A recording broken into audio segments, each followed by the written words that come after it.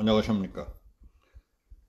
사기꾼과 좁쌀 같은 소인배들이 판치는 우리 정치판에 대해서 말씀드리겠습니다.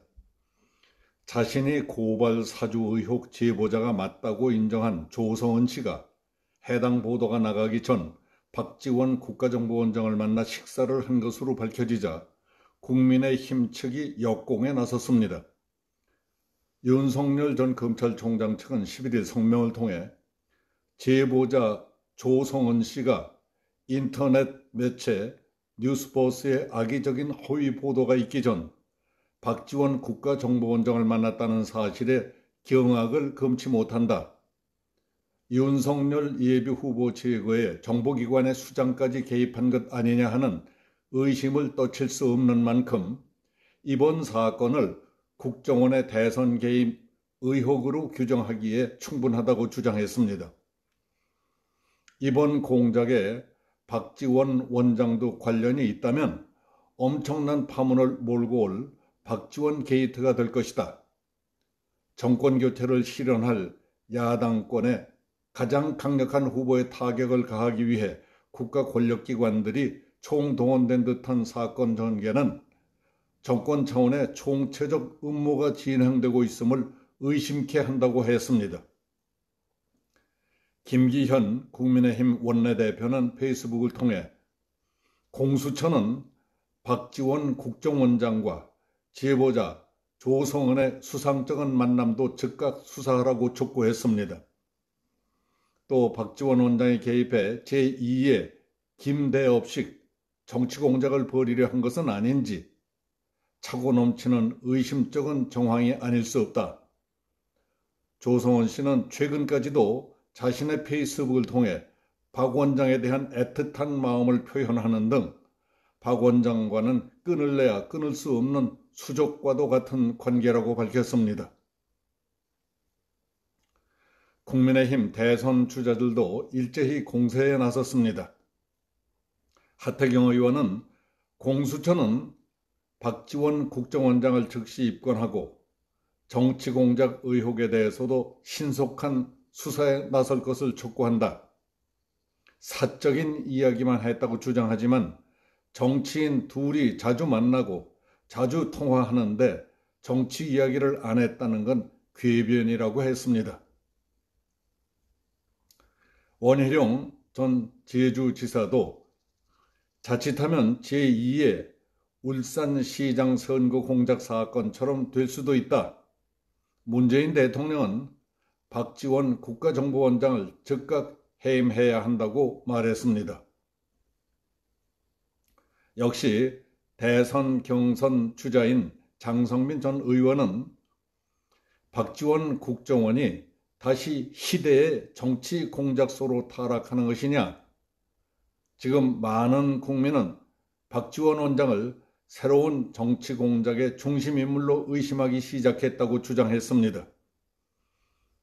또 박 원장이 가끔씩 만난다는 이 제보자는 2019년 6월 자신의 페이스북에 김일성 역시 독립운동에 관한 한 민족 결속을 위한 위대한 지도자 중 한 명이었다고 했는데 국정원장이 한국전쟁의 전범인 김일성을 위대한 지도자 중 한 명이라고 생각한다는 한심한 사이코패스 역사관을 갖고 있는 이런 제보자를 공인 입장에서 만나는 것은 무슨 이유냐고 따져 물었습니다. 이 제보자는 박 원장과 만나며 자신의 페이스북에 늘 특별한 시간, 역사와 대화하는 순간이라고 말했다. 국회 정보위원회는 박 원장과 제보자가 어떤 역사와 대화를 했는지 추궁해야 한다고 말했습니다. 그는 일국의 국가정보 총수인 박 원장은 왜 공인이 된 이후에도 조성은 씨를 가끔씩 만나는지 그 이유가 무엇이냐? 국정원장의 직책을 가지고 가족 이외에 사생활이 있는 것인지 아니면 야당 파괴를 위한 정치공작 차원이냐고 따졌습니다.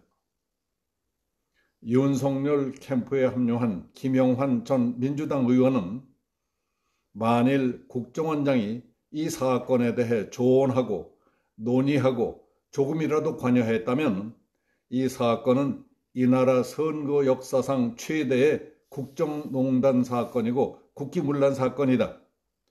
공수처와 검찰은 당장 이 사건에 대해 수사에 착수해야 한다고 주장했습니다.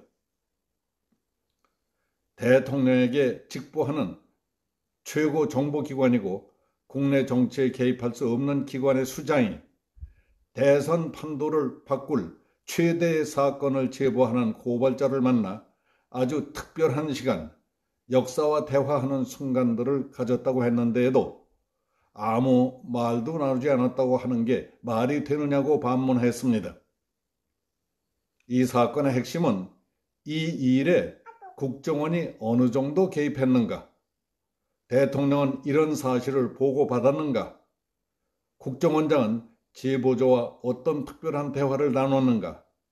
그 이후에도 만나고 여러 차례 통화를 했다니 언제 어디서 얼마나 자주 무슨 이유로 만나는가 하는 것을 밝히는 것이 이번 사건의 본질이라고 강조했습니다. 이번 사건이 내년 봄 대선과 앞으로의 이 나라 명운에 미치는 영향을 일반 국민들조차 대단히 심각하게 생각하며 촉각을 돋우고 있는 판에 그게 어디 내일이냐, 내일이지, 내게 이로우냐, 해로우냐만 저울질하는 듯한 사람이 있어서 많은 사람들의 곱지 않은 시선이 쏠리고 있습니다.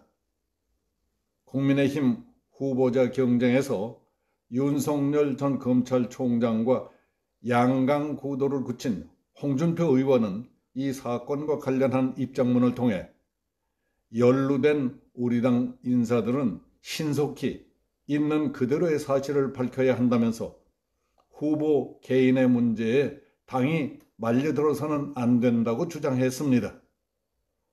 그는 후보자 개인이야 훌쩍 떠나버리면 그만이지만 당은 중차대한 대선을 치러야 한다. 정치 공작은 거짓의 사실을 두고 하는 것이 공작이고 팩트가 있다면 그 경위가 어찌 됐건 간에 그건 공작이 아니고 범죄다. 당은 소도가 아니라고 했습니다.